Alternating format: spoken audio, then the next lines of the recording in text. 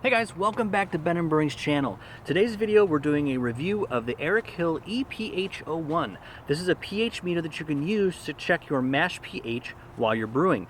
We'll do kind of a full breakdown, give you our pros and cons, and let you know, is this really worth the price point? Let's check it out.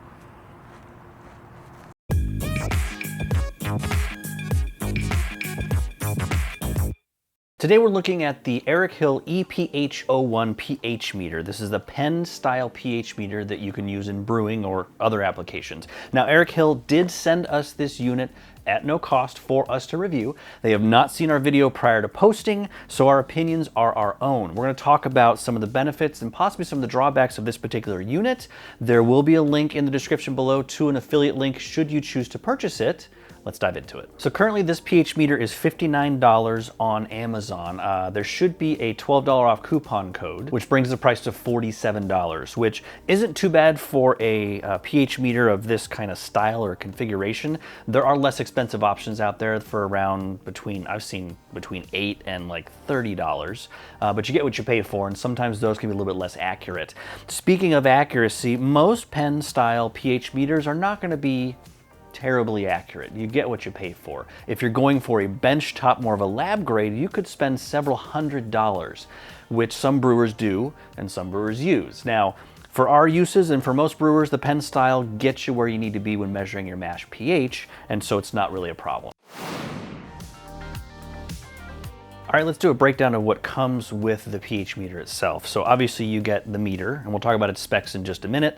It actually comes with the calibration solution. It's a 3-point calibration, and so it comes with the 4.0 solution, the 6.86, and the 9.18. It also comes with storage solution for the tip because you have to keep that wet. You can't let it dry out, otherwise it will destroy the glass probe itself.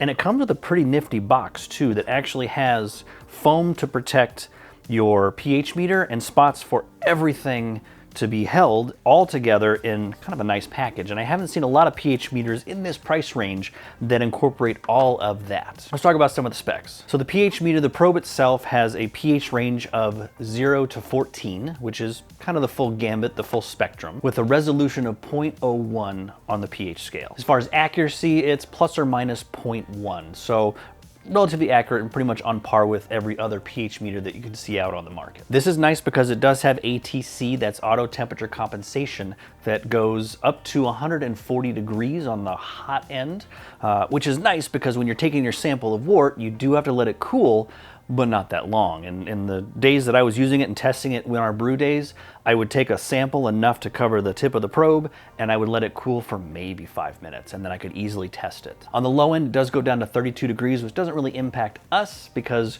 we tend to brew, on the hotter end, not at the freezing point. But 32 to 140 is a good range. The other thing that I like about it is it actually has a large color screen that is backlit, makes it very easy to see, very large numbers, and even in full daylight, it's very easy to see. So if you're brewing outdoors, you can easily tell what the reading is. So the original pH meter that I had first started using was the Dr. pH, and a lot of homebrewers use this meter, and it's a good meter. I have nothing really bad to say about it.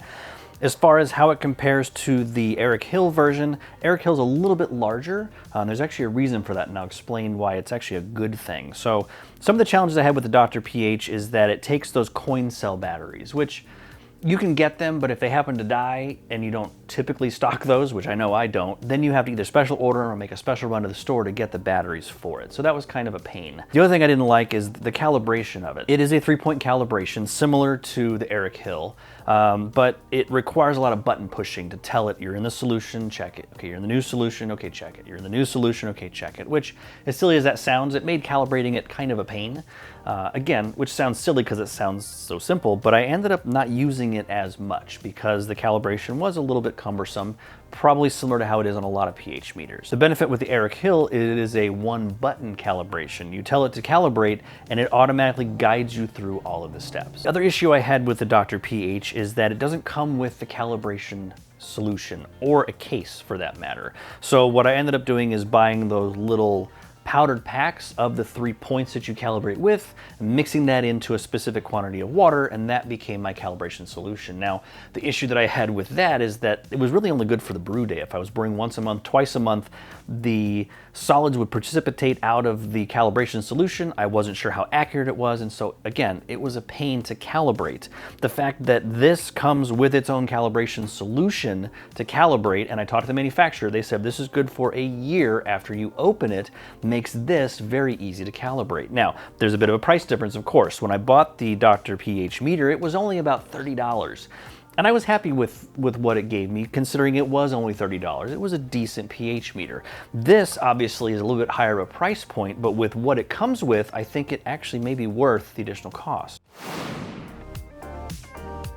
Okay, let's talk about the pros for the Erick Hill PH meter. So first of all, and I mentioned this before, it comes with its own storage case, which has the foam insert with the cutout so that everything fits securely in.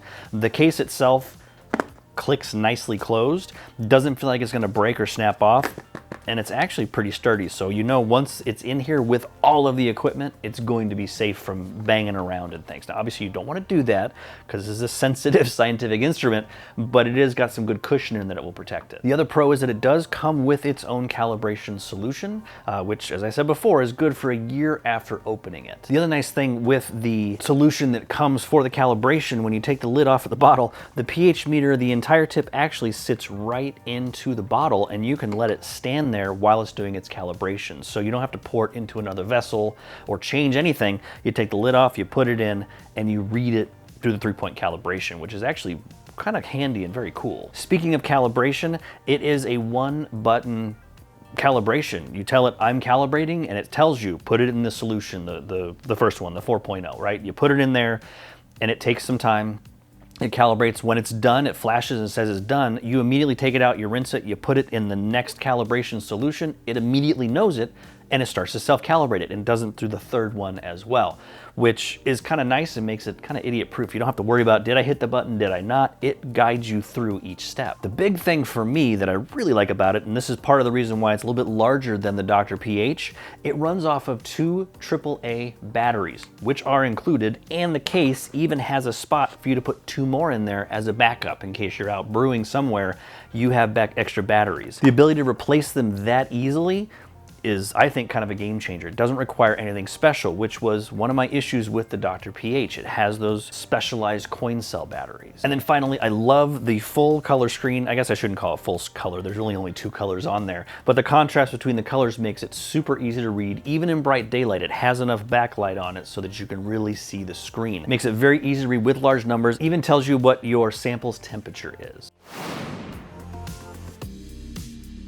So as with anything, there are a couple of cons or drawbacks to the pH meter. First of all, its price point. It is priced above some similar competitors that are out there on the market. Now, I think there's some good benefits that come with it, some of the extra things, but it's still a little bit on the higher end. We'll do a follow-up video as we continue to use this meter to talk about the longevity of it, to see if it actually holds up over time. The other issue is actually, surprisingly, with the calibration fluid. So they do provide you with the awesome little vials that fit perfectly with the pH meter.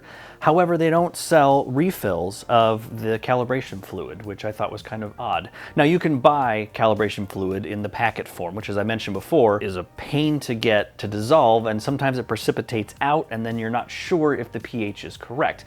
You can buy liquid versions, but usually they're in much larger bottles. So you would have to take the larger bottle, purchase it, and pour it into the handy bottle here, but then both of those are only gonna last about a year. So you're kind of wasting a lot of fluid with that. So kind of keep that in mind. And finally, let's talk about the calibration. As I mentioned before, it's a single button you hit and it walks you through each step. Now, the calibration with this meter is actually slower than a lot of other meters that I've used. It's not within a few seconds, it's not within 30 seconds. Sometimes the calibration took between 1 and 2 minutes. Now, if you're in a rush to take your pH, you need to plan ahead because you should have already calibrated your meter at the beginning of the brew day before you started mashing. In which case it's not an issue because you can let it sit, do its thing, come back, check on it, move it, and go. But keep that in mind. It is not the fastest reading pH meter on the market. But for the price, I think it's okay. So overall, the Erick Hill pH meter is a, I think, good value proposition, and definitely a meter that's going to replace my Dr. pH going forward because of ease of use and how it comes in a self-contained kit. So very happy with it.